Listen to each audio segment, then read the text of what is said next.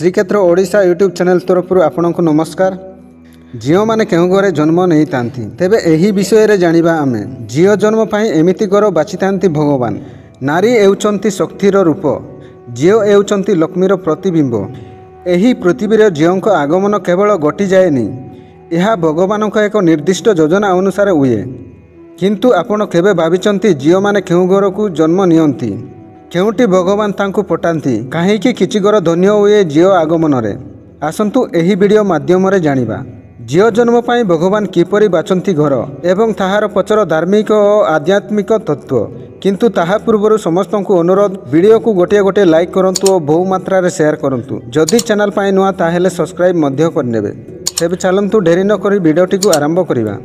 आधुनिक जुगरे समाज एते आगु को बढ़िबा परे मध्य किछि किछि स्थान रे देखा जाई थाए पुरुष समाज। आज मध्य घरे झील जन्म हेले दुखर परिवेश देखा मिली थाए।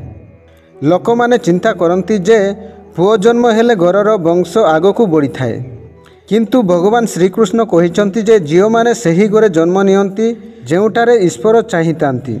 शास्त्र अनुसार जो लोक मैंने पूर्व जन्म पुण्य काम करितांती सेमानंकु एही जन्म झील संतान प्राप्त करितांती।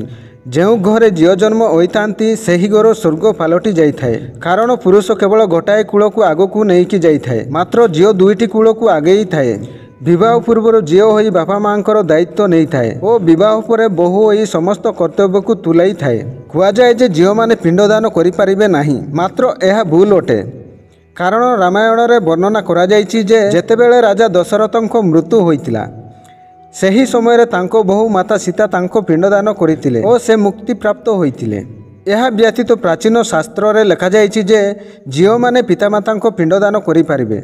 जेउ घरे झील जन्म होइतांती सेही घरर लोक माने चिंता करंती कि झील पिलामानंकु अधिक पाठ पढ़ाइबा कथा नुहे, सेमानंकु शीघ्र विवाह करी पठेई देवा उचित। मात्र यह करिबा द्वारा आपण सेही झीलर भविष्यत को अंधकार करितांती।